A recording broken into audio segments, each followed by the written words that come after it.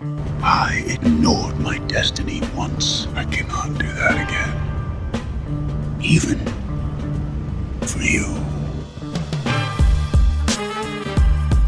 I'm the only one who knows that. At least I'm the only one with the will to act on it. The Mad Titan Podcast with your host, Jay Washington. Titans, go! What's happening, everybody? I'm back. It is episode 9 of the Mad Titan Podcast. Mr. Jay Washington. Thank y'all, everybody, for the love that you've shown your boy when I came back on 89. Happy New Year, all that good shit. Hope you all over your hangovers and everything of the sorts. I know shit's still wild, especially depending on where you live in the U.S. To my peoples in Tonga, Hawaii, Australia, and sorts, my thoughts and prayers are for y'all. I'm recording this, and it's a goddamn tsunami warning.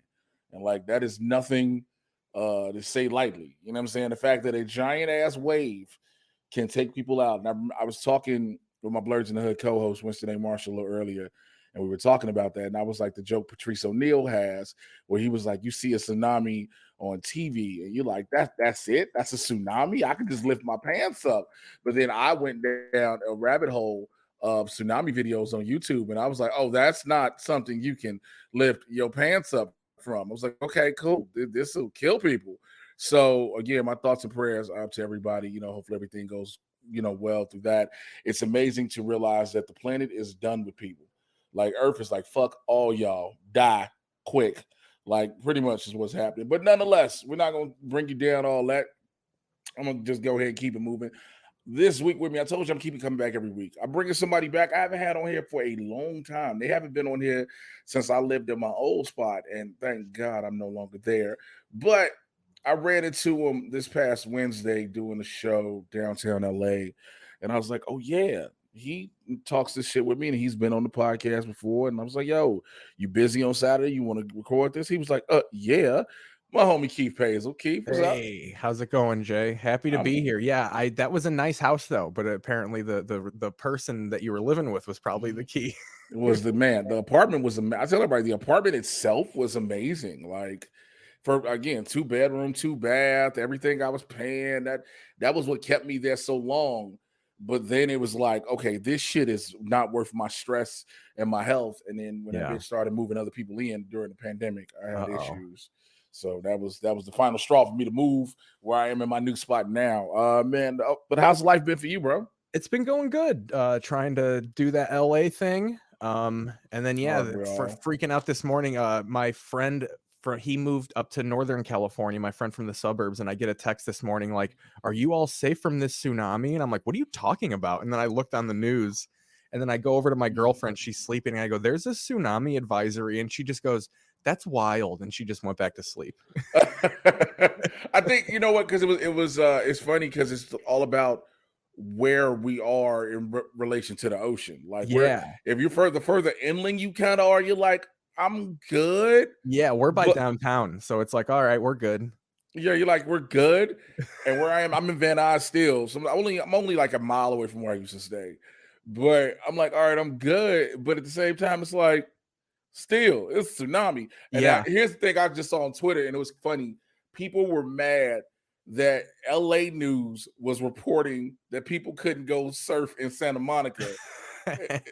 And I was like, I get what you're saying, but you do realize LA News is going to only tell you so much about what's going on actually on the island of Tonga and shit like that. Right. They're going to tell you about what's happening and affecting Angelinos and all that shit. And that's all that it affects, the surf, and then maybe you have to get some homeless people out of Venice Beach. Maybe, the keyword is maybe. And I say that, and I'm not trying to be cruel. I know y'all like, yo, Jay fucked up for saying that. And say maybe because a lot of times they moved all the homeless people at one point to Venice Beach.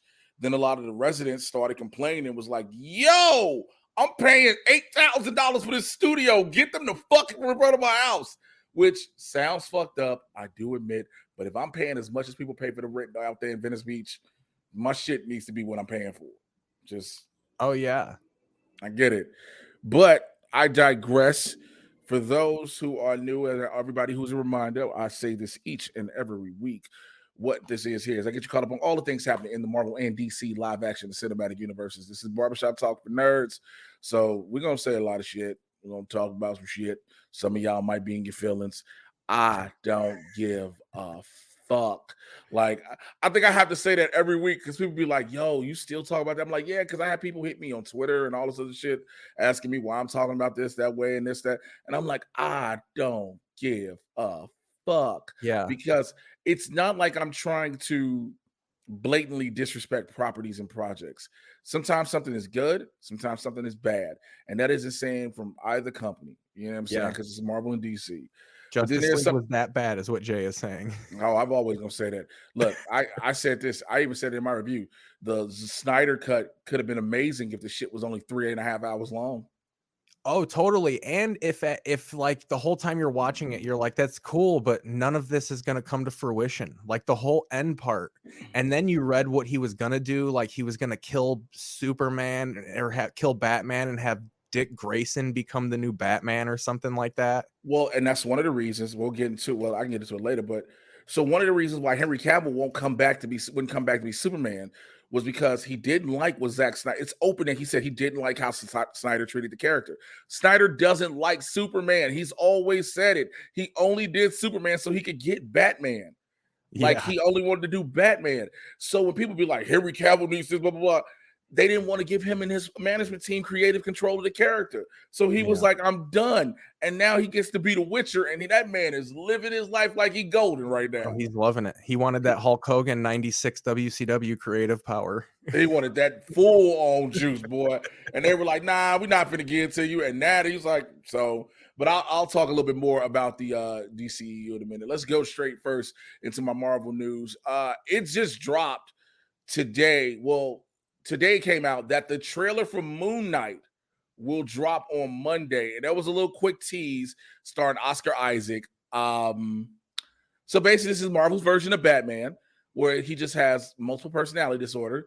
Yes. And it's supposed to drop, according to my buddies at that hashtag show, it is supposed to drop the end of March, like the 31st of March. I think that March has 31 days.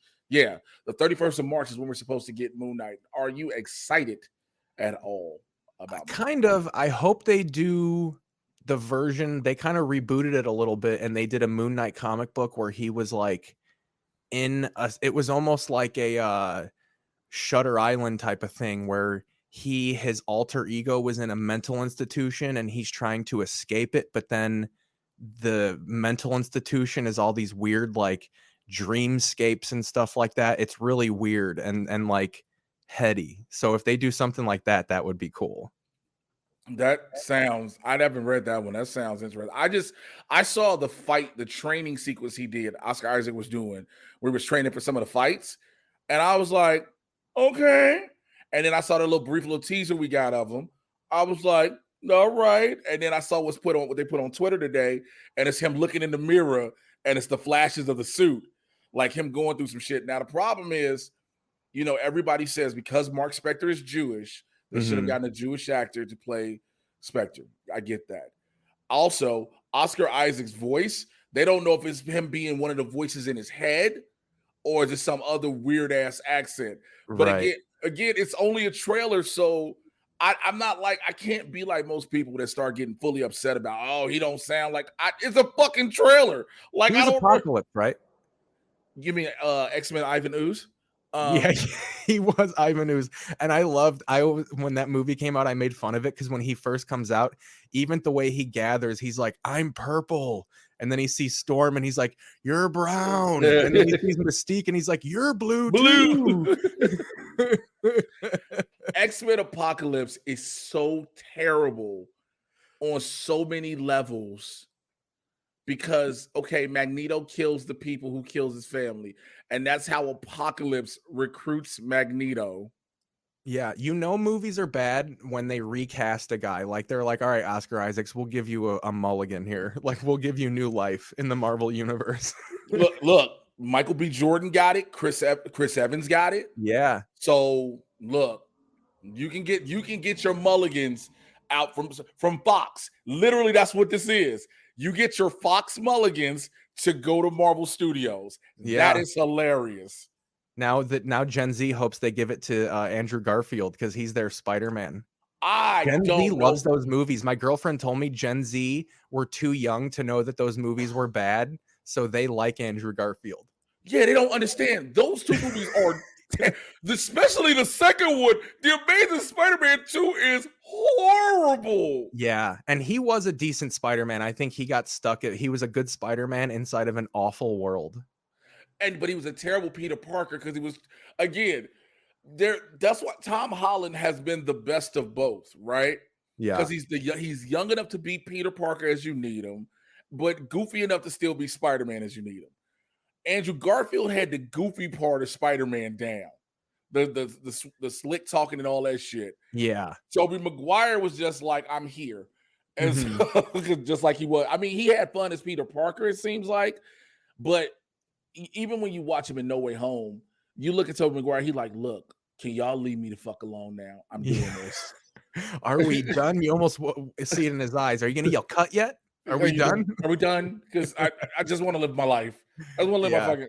And I have an issue with that too. People acting like now Sony has to. I'm tired of people, studios in general. I said this on BLERDS. I think I said it last episode, and I've said it several episodes. I'm tired of people, fans, quote unquote, acting as if they have to force studios to do what they want them to do. Oh, totally. And most of the time, what you want them to do, they'll do it, and you'll be like, that sucked. Also, who the fuck want? Because in order for the Amazing Spider-Man 3 to happen the way people want it, right? You're going to have to bring back the same director if he wants to do it. No one wants Mark Webb to do a third fucking Spider-Man because, again, he did those two. Yeah. You know what I'm saying? So people are like, oh, he needs his blah, blah, blah. He needs his redemption. His redemption is saving MJ in No Way Home. Spoiler alert. You know what I'm saying? Yeah. That's his redemption. He got it. They don't need to. I hate people like, they need to make another movie. They don't need to make shit. Also, let me say what needs to stop happening.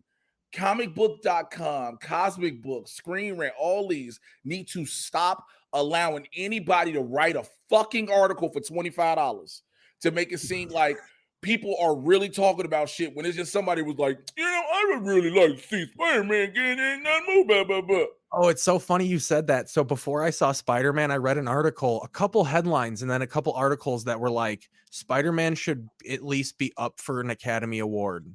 It's that good. And so I went into it being like, damn, this is like The Dark Knight. And then I watched it and I'm like, this is good, but it's not like Academy Award good. What Academy Award nominee worth is Willem Dafoe. I will give him. Oh, he was great, yeah. Willem Dafoe, when that motherfucker is eating those punches that Peter give him at the end, when he just laughing and Peter putting all that spider strength into it, and he just I was like, oh yeah, you know that. And when he turns heel, when that moment he turns heel, when you see his face extra my god, oh man, when he started beating, I was in the press screening. We were all in the press screening out here in LA. And when he started power bombing and suplexing that motherfucker through concrete floors, I must have yelled out, damn, loud several times. Because I was like, I don't think y'all understand. You don't see that in movies. Somebody get power bombed through concrete floors of an apartment building. And when you know, and so mid-90s ECW shit right there. We're all Ice Train incident and mass transit incident, excuse me. But I'm saying it's just people upset me saying they need to do this. The studios don't need to do shit. Again, yes, we're fans, we are the consumer, we pay for it, et cetera, et cetera. But at the end of the day, it is not our money that makes these movies. Oh yeah, totally. And I even think some of these superhero movies should be treated how I think. Because I read a lot of comic books, and I've always said, like, Justice League and those team books shouldn't happen every month. Like, those should be books where you, like, when you need them to become a team. So when I watched Spider-Man, I was like, this was a perfect movie for this to happen. Like, it shouldn't have happened 5 years ago, or this was a perfect time to have these three in a movie. And you should never do it again. And we were wrong to have wanted it 5 or 6 years ago. Because people don't know. They think they know what they want. And I said that I can say that as someone who has done that before when it comes to movies. Because like you stated earlier, we'll say we want some shit, right? But if we get it and it's not what we want, we're around here like, so wait, what the fuck? Yeah, we got the Snyder cut. We beat that out of DC, and it was okay. And also I keep telling people this and people hate hearing it.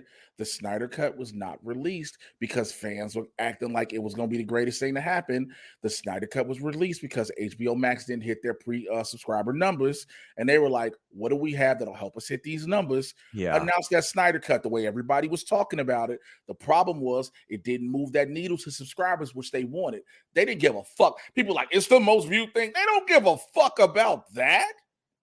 Like, they don't care. They wanted subscribers. This is a whole new game to them. And a whole new game they playing. And people like, no, because it was the most watched and it made this money.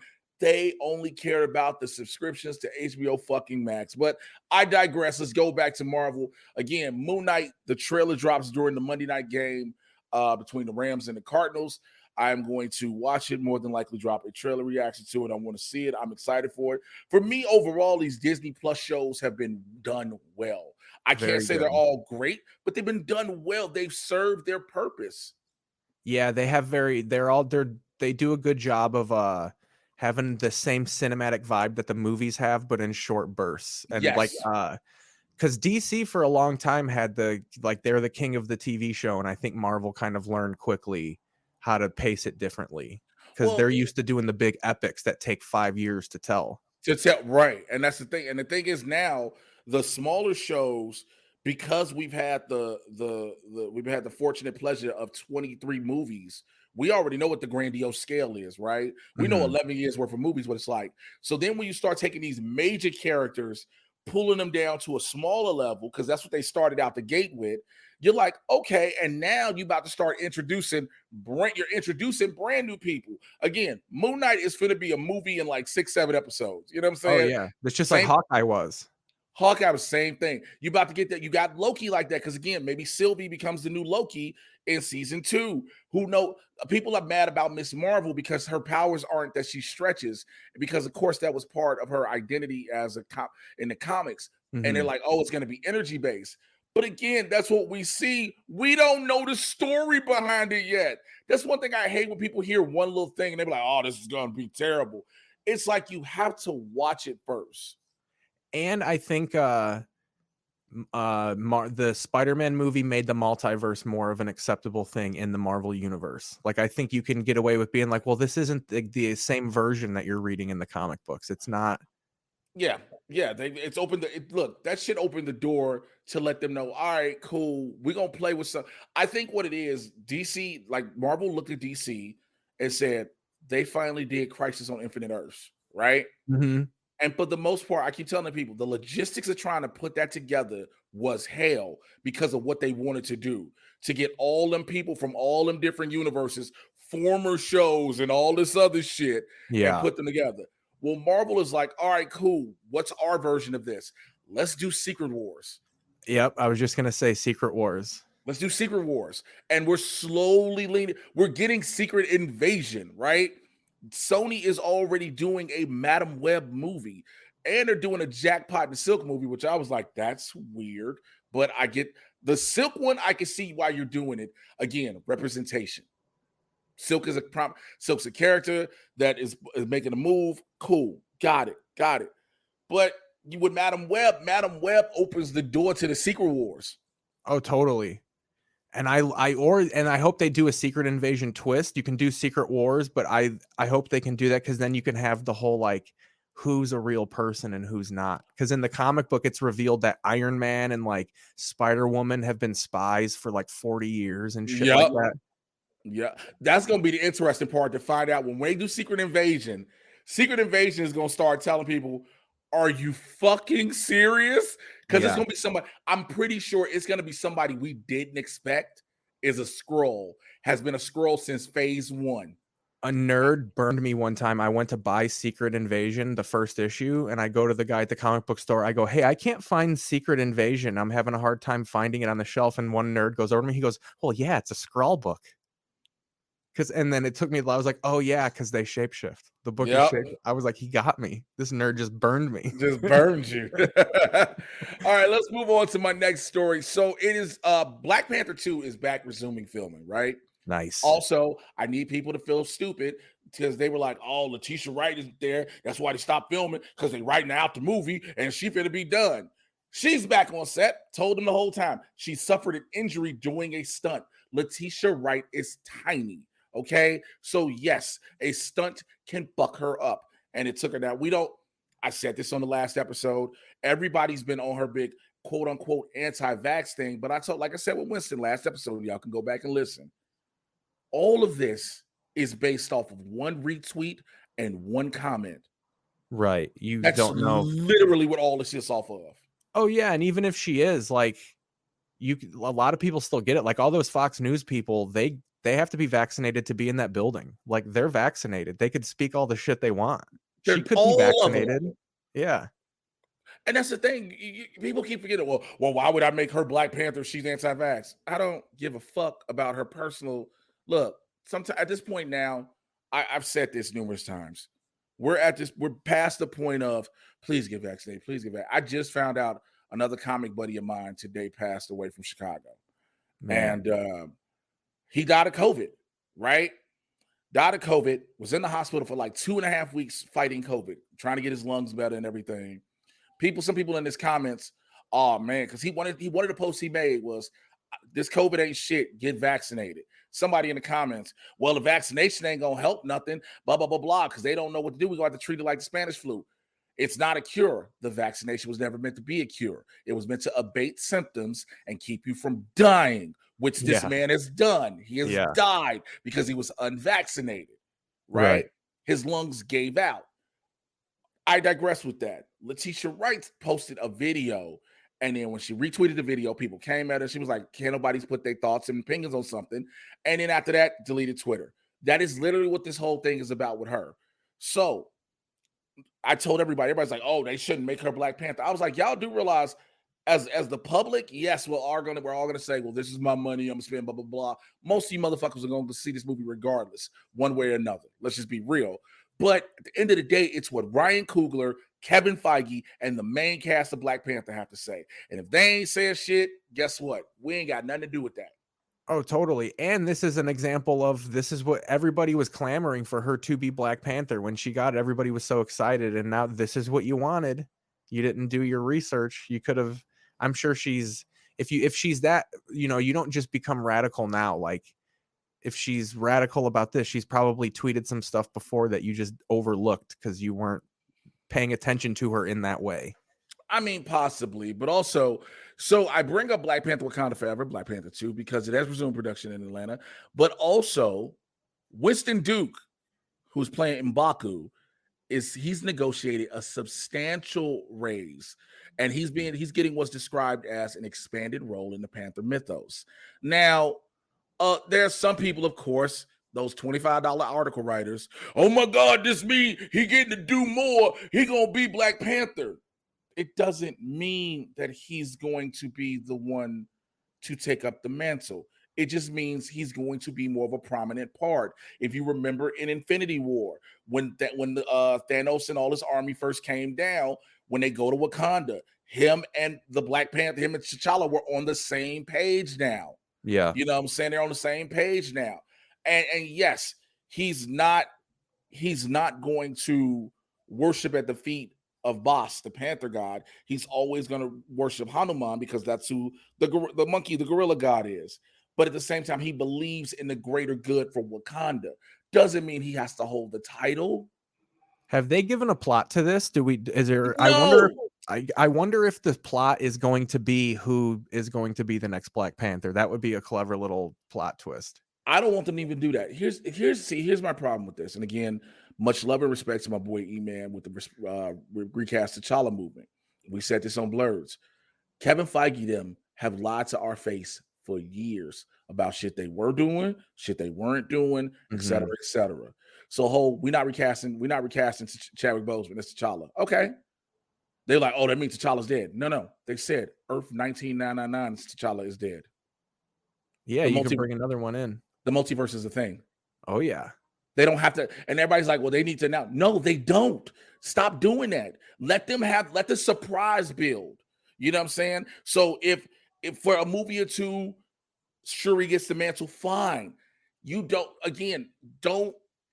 We should not be trying to dictate what studios do, whether you are a fan, pundit, critic, whatever. We don't get to dictate that, because why? We are not in those writers' rooms. We are not in those creative sessions. We do not help break the stories, the plots, the characters. We don't do casting, etc. Let them play that shit out. Guess what? We've let Marvel Studios do this. Marvel Studios has been a thing since over like 12 years now. We've let them do this and it's worked. So why the fuck are we trying to change it now? Because that would actually be a cool thing of how to get other things in, like have just until you figure it out, have different people take the mantle, have Storm be Black Panther, and that's how you bring the X-Men in. I'm gonna tell you something. I said this before. I've said it everywhere I can. I do not want the X-Men right now. We don't need them. Think about this. Think about the world that Marvel has built, right? Yeah. With all the heroes that we've seen that they have successfully managed to navigate without the X-Men. Mm-hmm.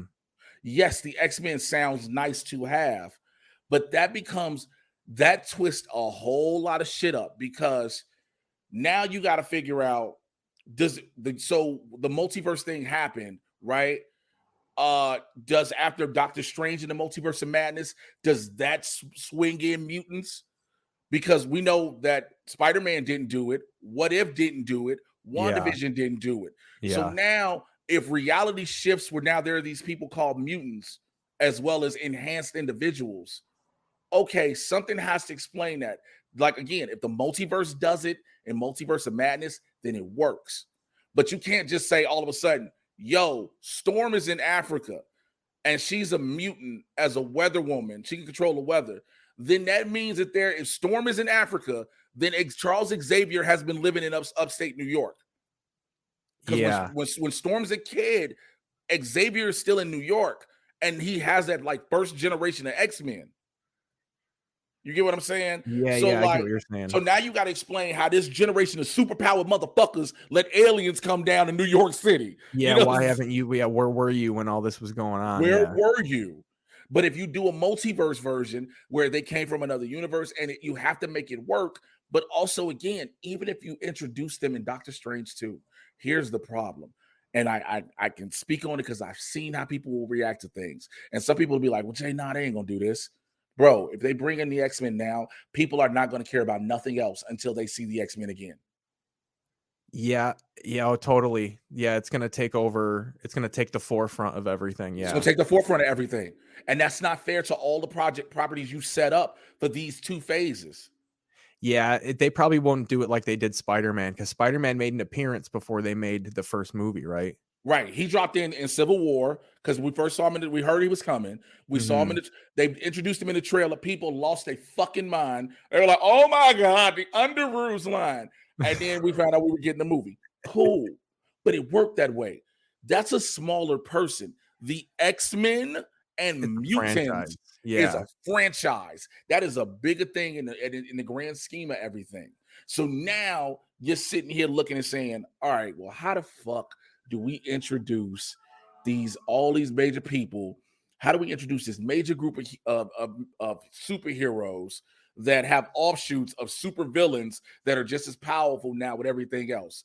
If you're going to do it, you got to wait till at least phase 6. You cannot do them in phase 4 and 5 because phase 4 and 5 are already set with everything. And the moment you introduce them, you block out Fantastic Four, you block out Blade, you block out Guardians 3. People don't give those the respect and the attention they deserve for the time they're coming out. We've given every single other Marvel property the respect they deserve to come out, right? Yeah. We let Ant-Man happen, bro. We let Ant-Man happen. Yeah, that's true.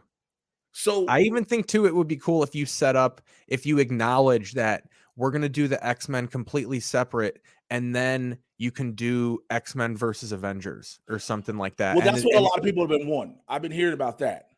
Yeah, because that was a huge comic book run, and that was even set up separately, and then it converged. So it would be cool to just be like, acknowledge, no, the X-Men's going to be its own universe, Earth whatever, 212, because Earth 616 is the regular Marvel universe, right?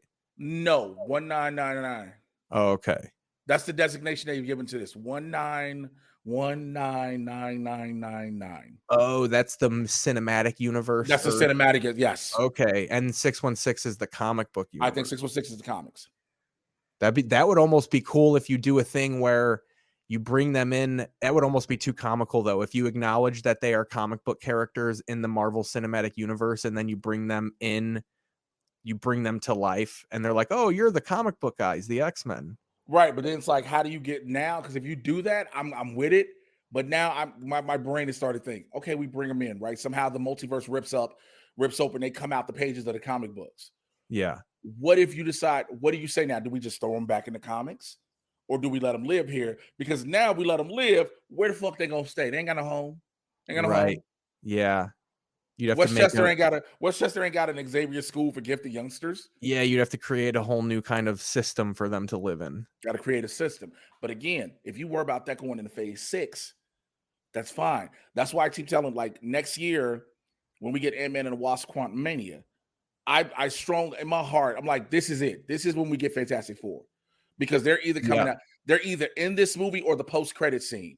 Mm-hmm. And again, another people like, why won't they announce who Dr. Doom and who Reed Richards is? Let it be a fucking surprise. Yeah, they might even not know yet either. That would be, to me, that is the most hilarious part.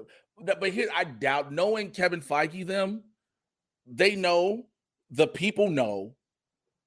And again, when you sign with Marvel, in order to have a regular conversation with Feige, you have to sign levels of NDAs before even anything of a role is potentially discussed, right? Man, Tom Holland fucked it up for everybody. This was already before Holland. This was before Holland. So you had to sign these NDAs, right? So now you figure out who you're going to be. You got NDAs up the ass. So now you got to live your motherfucking life. With that, oh man, you can't even tell your mom. Bro, can you imagine? Let me tell you something.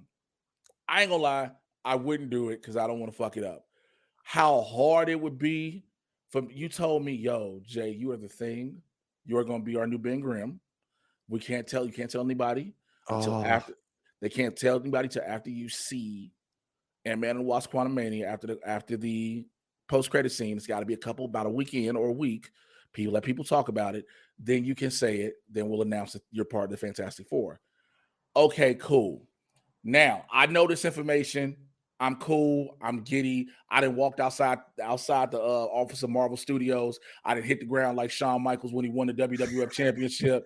I got that ship juice. I got that tear. You remember how he was on the knees crying? Because I done made it. Boyhood dream has become a reality. That's literally what it is. I'm on the ground on my knees and sir, you get off your knees like suck a dick in Burbank. Mind your business.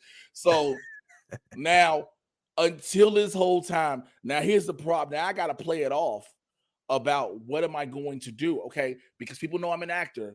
Cool, I got to go film something for a while. I'm under NDA. I can't talk about it. Can't tell. So where are you going to film it? In Atlanta? Oh, okay. But a lot of shit films in Atlanta. So I can't tell anybody where. Here's the problem for me, and I know it. There's going to come a point in time where I'm having sex with a woman, and I'm going to be hitting it, and I'm going to yell out, it's clobbering time. She not gonna know. Yeah. But I'm gonna know. You're gonna have to tell her just so it's not awkward. She's gonna be like, is something wrong with you? You're gonna be like, no, I'll tell you. I got a roll. No, I ain't gonna do that. She's gonna be like, why'd you say it's clobbering time? Well, sometimes it's a little Tourette syndrome in the back of my head pops out when I'm having sex. And my Tourette syndrome, it forms itself in the form of catchphrases from superhero characters. Like, I don't know. I just wanted to say it's clobbering times. I feel like I was clobbering that put. Like, just say something stupid, try to justify the shit out of it. But again, I believe the people who are the Fantastic Four know who the Fantastic Four is. Right. They just can't say anything. Yeah. That's why, like, Emily Blunt probably, like, I believe in my heart it's John Krasinski and Emily Blunt. A lot of people do. But the problem I could see that. Because they're already in the Disney family, it works, right?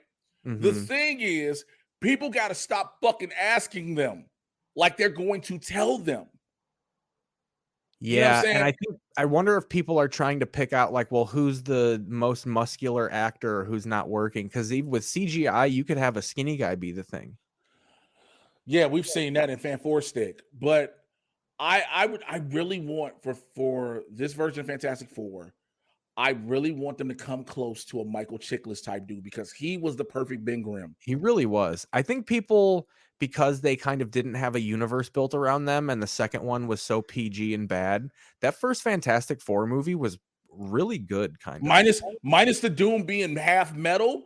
Like if Victor Von Doom was just Victor Von, what is so difficult about making Victor Von Doom just a genius that knows magic?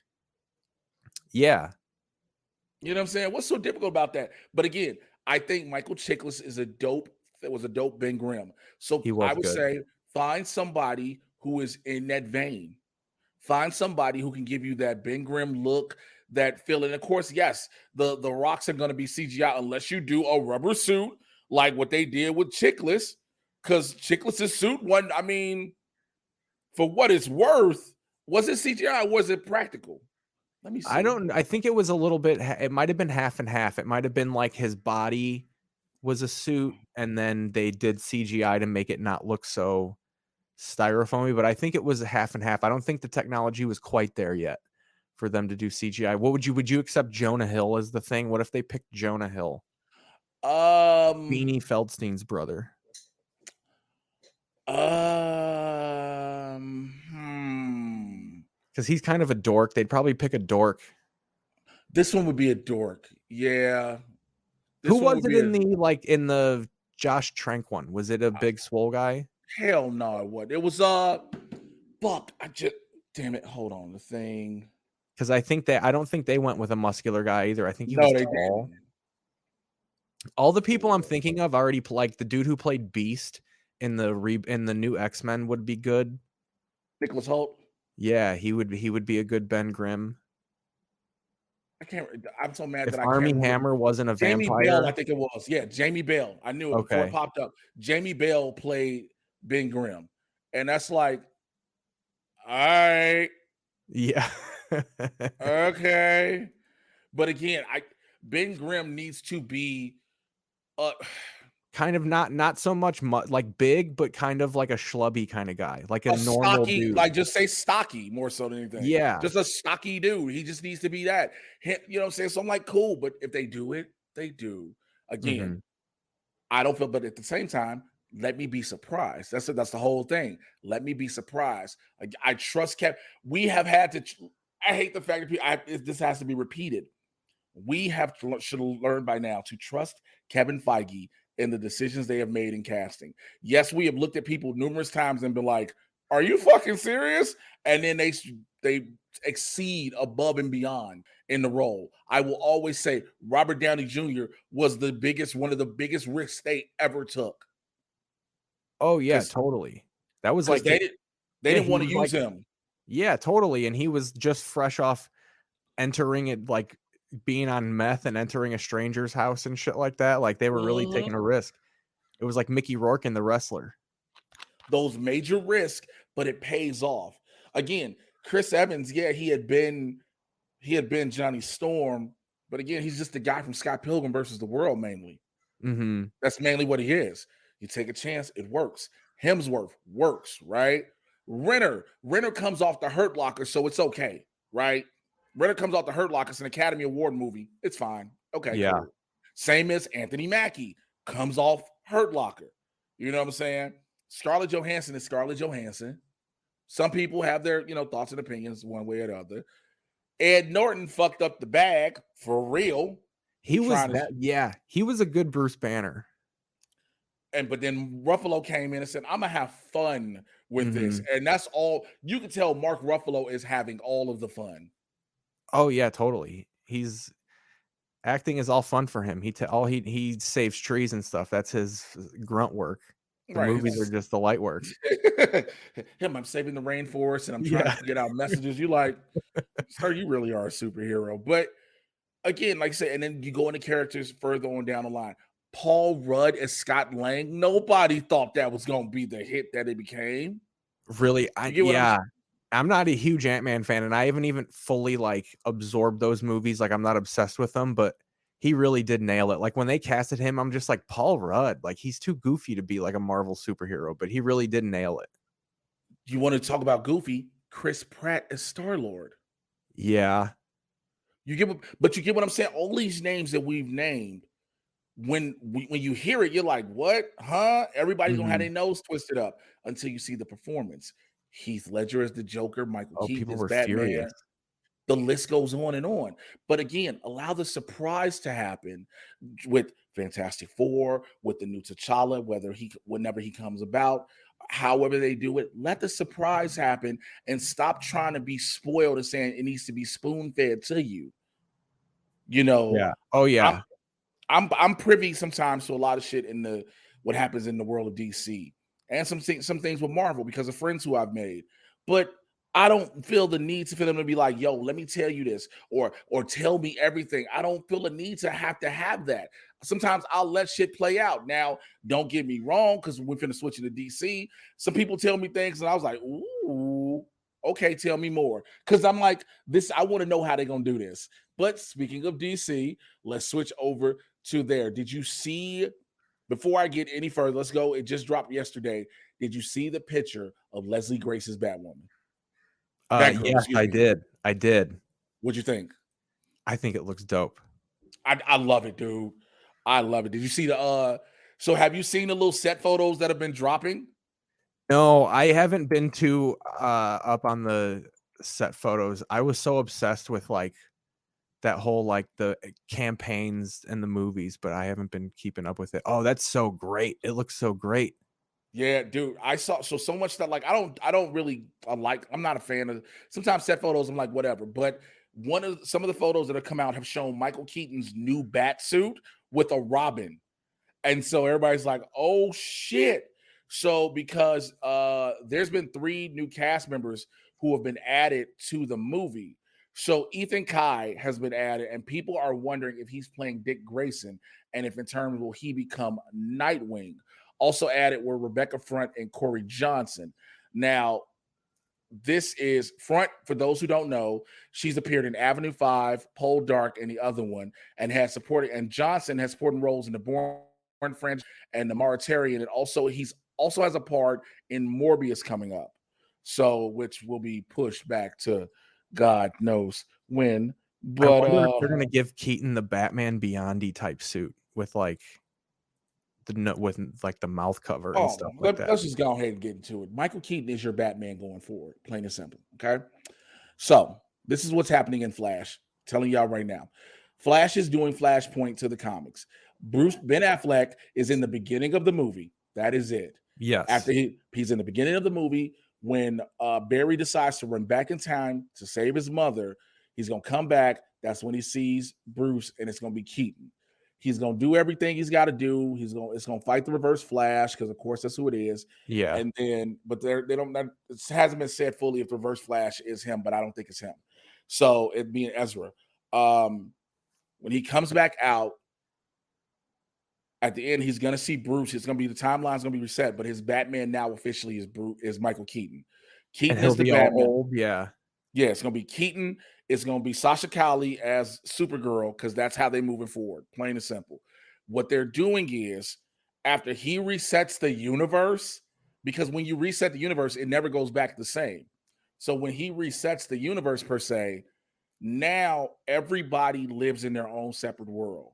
So yes, Wonder Woman, Aquaman, all of them came together at one point, but now they have their own separate things. Wonder Woman's her own thing. Aquaman is his own thing, which is just finished filming, by the way. All of them are their own thing. And that is how they are erasing the Snyderverse completely. And again, people may be mad. So you think Robert Pattinson is playing a young Michael Keaton then? He's like, they're telling the story.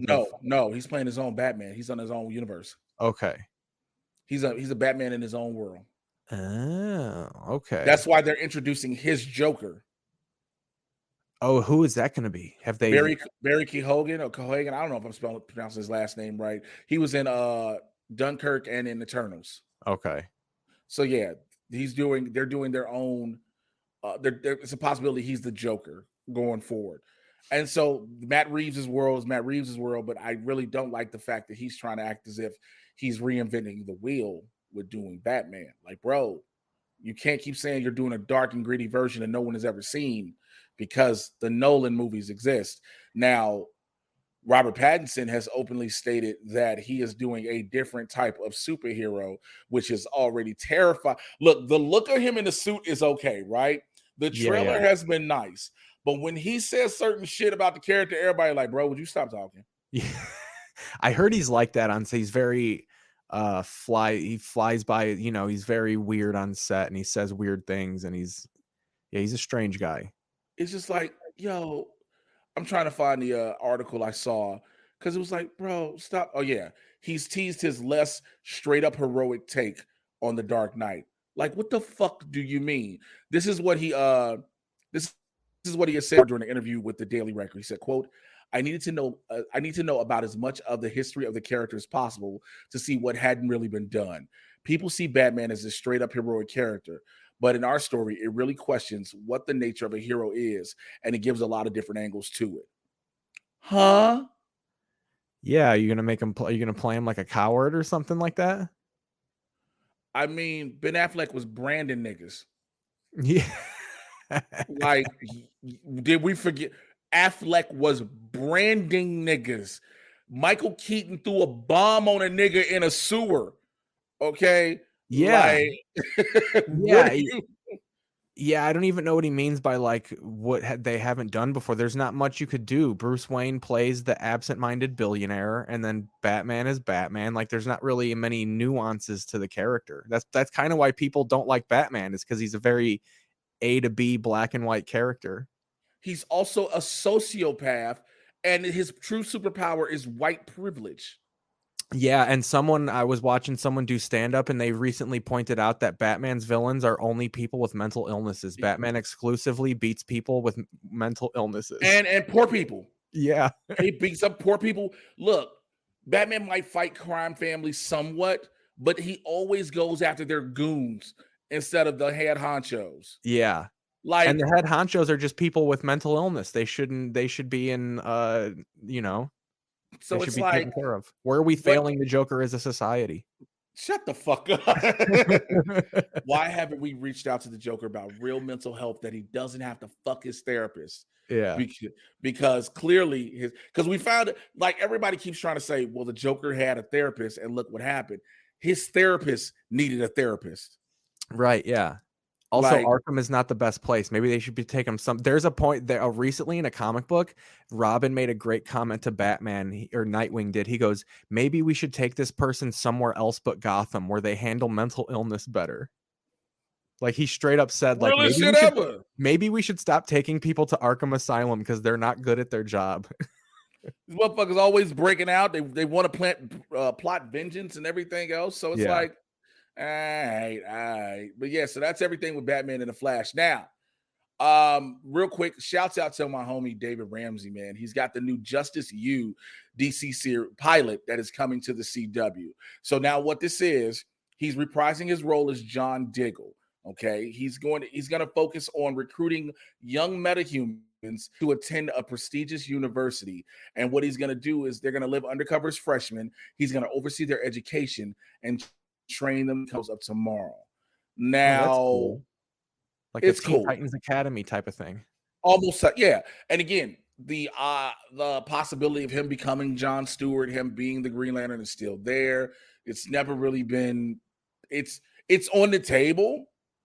Because, I mean, we all saw the last episode of Arrow and we were like, oh my God, he got the ring. And then it was just like, okay, so you got this ring, bro. It also sets up more guest appearances of Old Boy as Arrow, because he has openly said he still wants to play that character. Stephen Amell is never coming back as the Arrow. Just so he died, didn't he? Not just he died in the hearts of the producers. He is never coming back in the Arrow. Not only did they kill Oliver Queen, Stephen Amell has died in their arts because, well, that's the reason he's the reason the show's done. Arrow was not going off the air, bro. He just was difficult. He thought he was going to be a bigger action star than what he was, i.e. Teenage Mutant Ninja Turtles 2, Out of the Shadows. Yeah, and he was trying to do like WWE shit. You can tell he thought he was going to be like the next Rock. Thought he was going to be the star. That didn't happen. Arrow, the CW had no plans of canceling Arrow. Arrow was going to potentially do Supernatural numbers.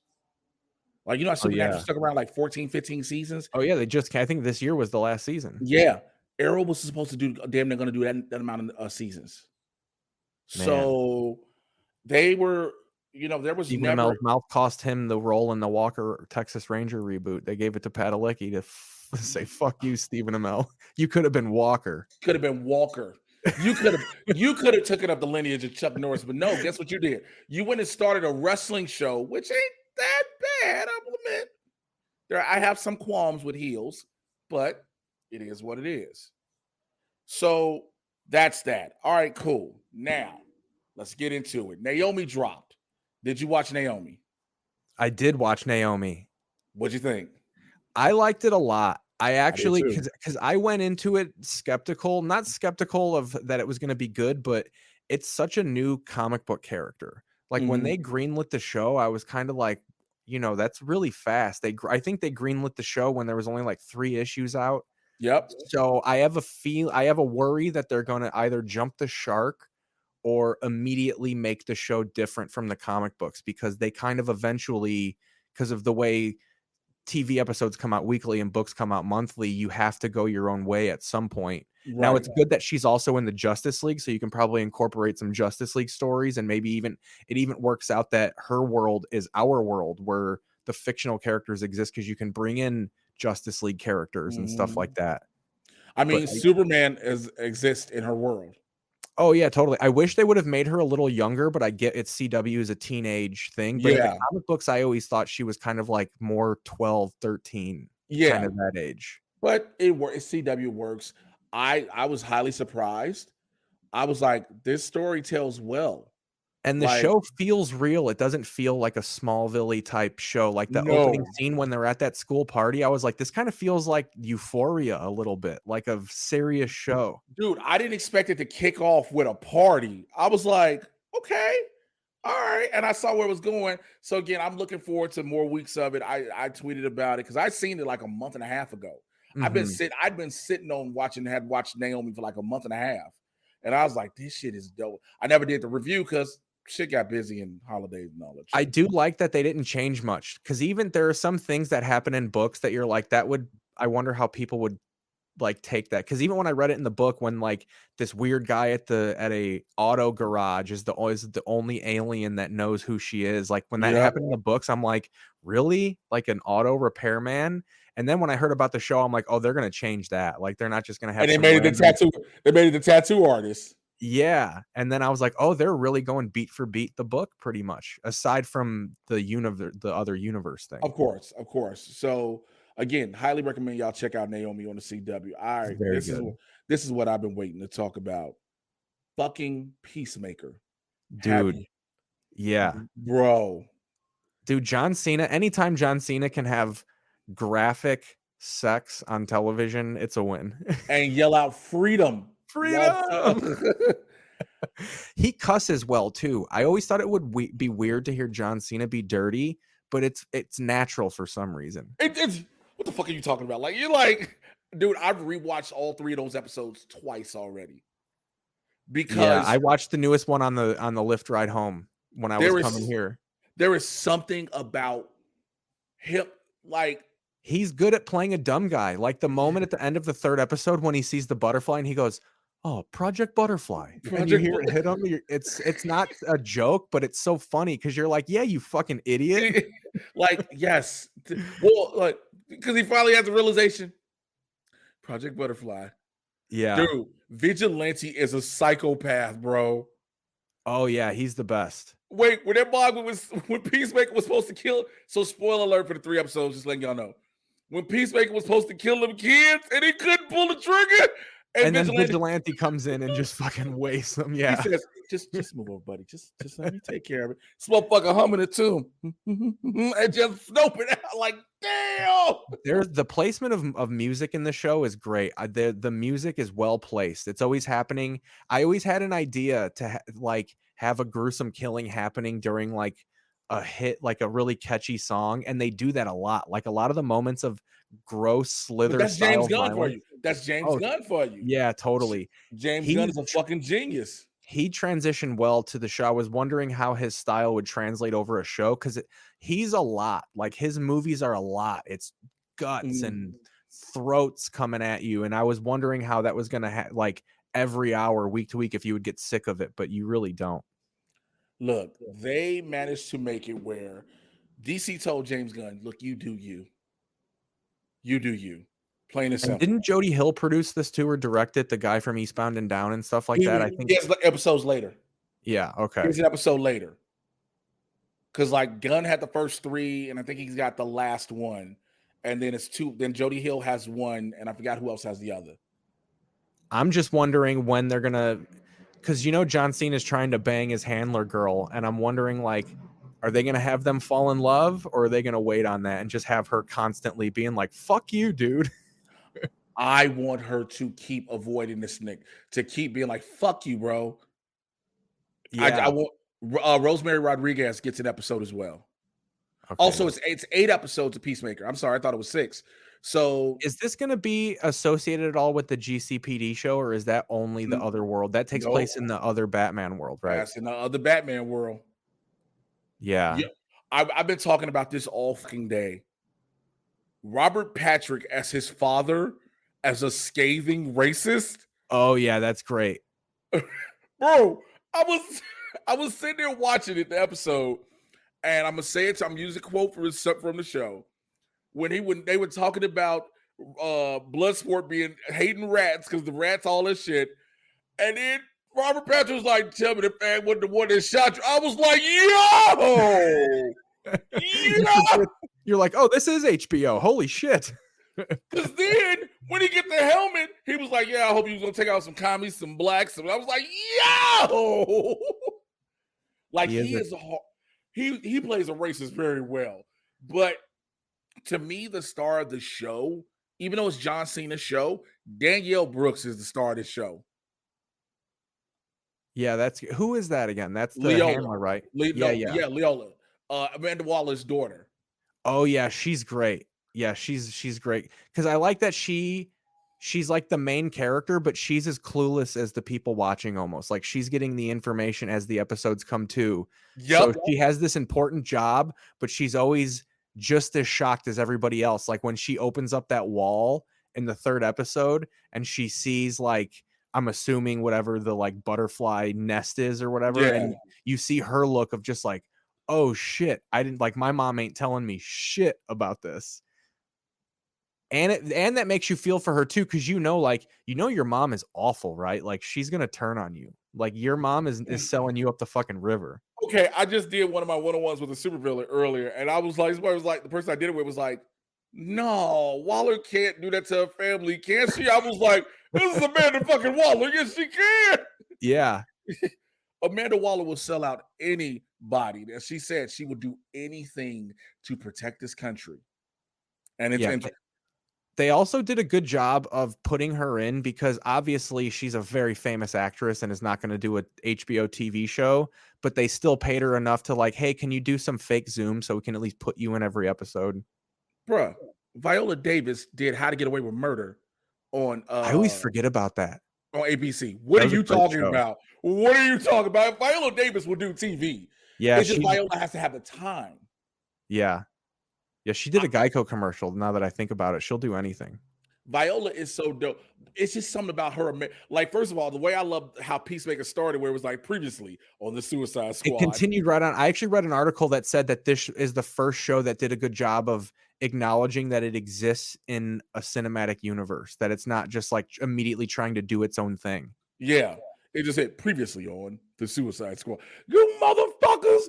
I was like, God, I love it. I love it when Amanda Waller is frothing and seething at the face, like, you motherfuckers. And dude, Judo Master. He's that. Yeah, that character was great, because that's an old Charlton character. I like when they can figure out how to like modernize and edge up like really silly like Captain Carrot era characters. Dude, Judo Master beat Vigilante so bad, was like, all right, I'm done. You win. How do you get beat that bad? But you just like, yo, I'm sorry, I'm out. And I like when when Steve Agee fucking whacks the shit in the 3rd episode when he's just whacking him over the head with that fucking crowbar. Yeah, and it takes like 9 shots, and then he finally like he thinks knocks him out, but he kills him, and then he's dancing over his corpse like as the episode closes. Like, speaking of dancing, the opening credits to Peacemaker, I will never skip them. Oh yeah, they're great. Dude, I tweeted this the other day, yesterday. I said that's how you know the whole cast loves this show. Because you can watch all them having fun doing this. Oh yeah. Like, this isn't, you know how you see people doing some shit sometime and you're like, it just don't look like they enjoying themselves doing something. Right. They're reading the script. Yeah, you can tell there's improvising. They're really friends. Like, it even helps with the enemy characters. Like, I feel like when you're having fun on set, you feel more comfortable to be like, well, now I can be a real piece of shit villain because I love you. Yeah. So like now I don't feel bad kind of getting really into this. Dude, one of the things I was talking with Winston about was fucking Peacemaker. The fact that Peacemaker has the reputation of being a racist, and he's like, "I'm not a racist." He knows his dad, father. Yeah. He knows it's his dad, but he like Yeah. the janitor. He was like, "Oh, you're the superhero that only kills minorities." He was like, "No, I'll kill white people." That's my favorite part about that character, and they show it in the previously on Suicide Squad when he's like, I just want peace and I'll kill everybody to get it. Like that's why he's so great, because he is a villain, but he thinks he's doing good. Like he just wants to kill as many people as it takes to have peace. He's like, I don't care how many, but again, that's why they brought it back up when he was supposed to kill the kids. I thought about how many, I don't care how many men, women, and children I got to kill to get it. It's like, bro, we need you to off these 2 weird ass kids. Like, these aliens. Like, I'm actually glad they found a way to do it, because I was actually concerned, because Suicide Squad was fun, but you kind of accept that, like, well, these are all villains and this is the one movie where we cheer for them. And then when they announced the show, I was like, how are they going to make him an anti-hero? Because you can't have him be like an awful person and have him be the star of the show. Not like I feel like not in like the call out culture. Like, I feel like people would you need to have some sort of redeeming quality to characters nowadays. And I was like, how are they going to do it? How are they going to make him like you want to root for this guy now? Well, for me, I was like, wait, they're doing a Peacemaker show, so this must be his origin, how he got to being who he is. You know what I'm saying? That's what I thought it was. And then I love how they waited to the end of the movie to be like, oh, no. This shit is continuing. And then I think they're going to go into the origin probably in flashbacks, Lost style maybe. But I need to know where his daddy became a technological wizard from. Yeah, that is an interesting kind of switch up where he's a raging, because people assume like he's a racist, he must be stupid, but it's like, no, he's a smart fucking genius. Well, the character, the White Dragon, is a leader of the Klan and all this. His grandfather. So Christopher Smith's grandfather in the comics was a leader of a Nazi concentration camp. Like, his past is littered with racists and shit like that. And he's trying to say he's not like that. And so the part when Vigilante was like, hey, bro, I think she should be your best friend, because I don't know if you know, you got a reputation for being a racist, and that makes me look bad. And he was like, I kill mainly white people, and just hilarious. Off. That's actually a hilarious concept to have him. That's his defense of like, I kill people, but I am not racist. Like, that's how bad being a racist is. They're just like, you're a psycho killer, but I hear you're fucking racist. Right. The racism tops over the kid. Yeah. Because again, this motherfucker should have been handcuffed to the bed, right?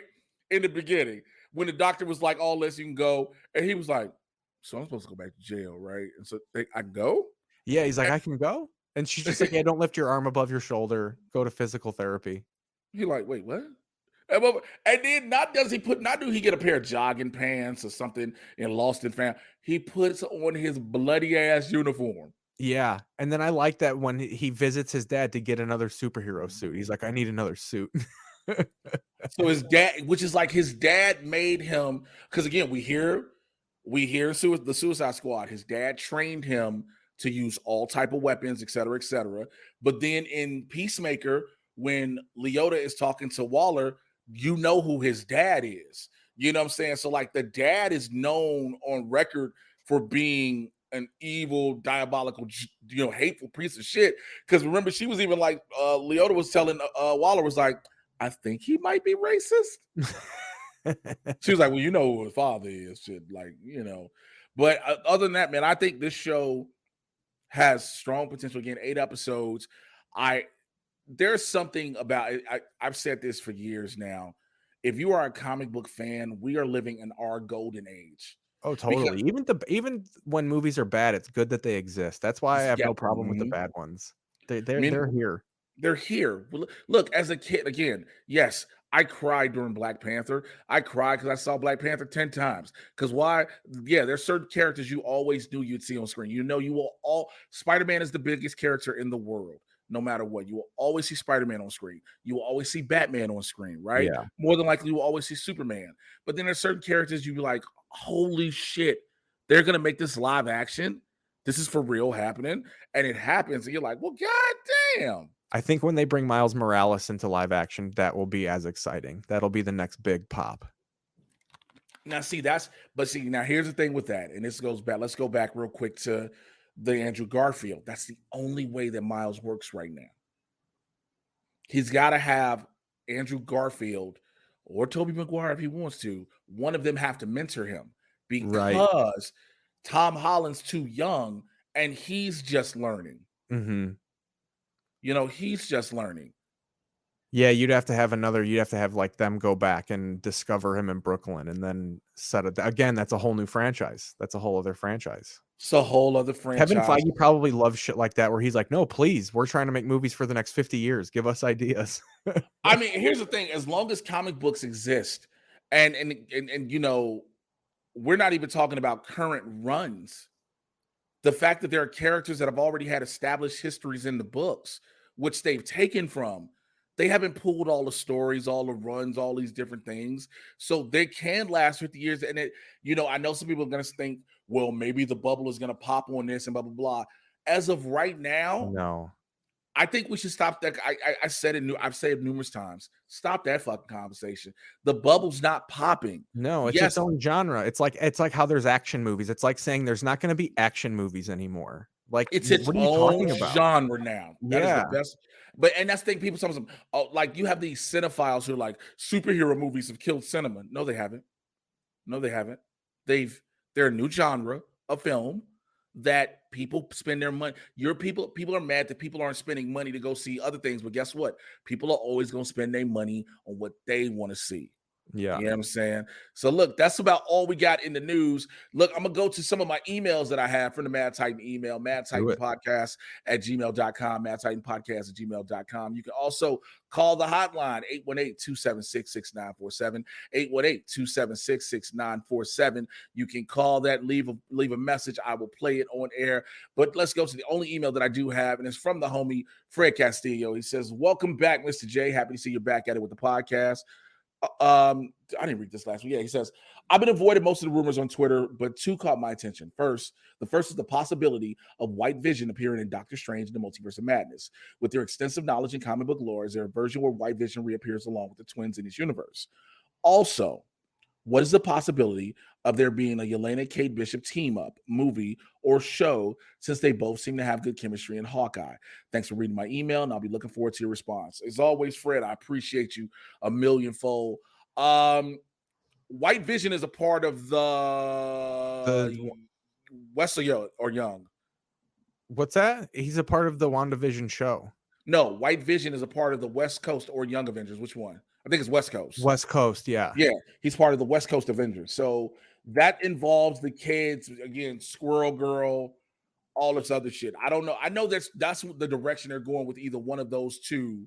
It's going to be one of those two Avengers teams. We're not getting a direct Avengers movie. It just isn't happening. We're getting Young or West Coast. So the possibility of him appearing, from what everything looks like, yeah, it's definite that we might see him. Again, this whole thing, Wanda is the villain of this movie. Of the new Doctor Strange, right? Yeah, Wanda's the villain. So, and they're acknowledging the show in this movie, right? Like this picks up after the show. This picks up after WandaVision, as well as potentially What If. Okay. because the evil Strange is there. And so a lot of people are like, is that the Strange from What If? Did he get out of that little pocket dimension that he had to create? Yeah. So it'll be very, very interesting to see with that. And as far as Yelena and Kate, again, that's this whole West Coast Avengers thing. That's why you introduced her, the two of them, White Vision, the twins. You might get Elijah Bradley. Where could you introduce Squirrel Girl? That would be where do you introduce her at? Well, she was supposed to have her own show. Yeah, and she seemed like she could have fit in one of the Guardians movies. You could have brought her in. I mean, for those who don't know, Squirrel Girl, and I hate that I have to openly say this, but Squirrel Girl beat Thanos herself. Yeah. Get Howard the Duck in there. I mean, wasn't there supposed to be a big Howard the Duck revival? I know they gave him a new book after Guardians, but it was supposed to be an animated thing on Hulu. But that's when the Marvel television side shut down. Yeah, so they'll go to Disney Plus now. Yeah, we'll see. But that's all I got. Again, in the email. Thank you, Fred Castillo. Thank you, everybody. Keith, thank you so much, bro, for joining me again, man. I'm glad to have you. Glad to have caught back up with you. I'm glad to see you are doing well, my brother. Go ahead and tell the people how they can find you. You can find me on all of the social medias, Twitter, Instagram, at Keith Paesel, Keith Paesel. You can watch and listen to my podcast. This is Keith Paesel's podcast on YouTube. Just search This is Keith Paesel. It's on my channel. And then This is Keith Paesel's podcast everywhere where there's podcasts. And then KeithPaesel.com as well. It's live action Beavis and Butthead. Me and my buddy Adam Crocius watch cable and make fun of it. I have no comments. As always, y'all know how to find me. Twitter, Instagram, at Mr. J. Twitter, Instagram, TikTok as well, at Mr. J Washington, MRJAY. You should know how to spell Washington. Blurs in the Hood every Tuesday and Thursday, 6 p.m. Pacific, 9 p.m. on the East Coast. Myself and Winston A. Marshall. We talk about the world of pop culture, news, sports, entertainment, and more from a Blurs perspective, and we are unapologetically black. YouTube.com and Twitch.tv, both /Blurs in the Hood. BLERDS, the letter NTHEHOOD. To everybody who supports and wants to show love, I'm so grateful for you all. And everybody who has joined my supervillain squad on Patreon, patreon.com/Mr. J Washington. We're about to start a whole wrestling discussion happening pretty soon. And I want to get y'all involved in this, especially with the Royal Rumble about to happen on the road to WrestleMania. All of the releases, the Forbidden Door being open now, and we're going to talk about all that. But thank you to all of the members of the squad. Alberto Rios, thank you for being a member and at the 101 level. Chauncey Woodson, same thing, brother. Chris Lee, Jim Payne, Jolene, and Rudy, thank you all for being members at the 101 level. To the rest of my members, Brock Severson, Cheryl Portman, Christopher Conley, Dan Bimke, Edward Wisher, Fanboy Cantina, Fillmore Pockets, Fred Castillo, Hillary Nellums, James Robbins, Justin Square, Kenneth Daisy, Kirsty Oliveria, Marcus Burton, AZ Badfish, Patrick Harden, Quinton Milrose, Saul Gobin, David Adams, and Dalvin. Thank you all for being a member of my Super Villain Squad. Again, when you join the squad, you get into the Patreon. We're going to have a whole thing going. The one-on-one with the Super Villain videos are available to watch in the Patreon on the Patreon page. All that good shit, man. If you just want to support, if you don't want to support monthly and all that with the Patreon, Cash App, Venmo at Mr. J Washington. I'm broke and I got bills, and I'm trying to make money happen with this podcast. So that's what the fuck it is. But I appreciate all y'all. I will holler at y'all next week. I'll holler at y'all next week. Take care. I'm out. Bye. Bye.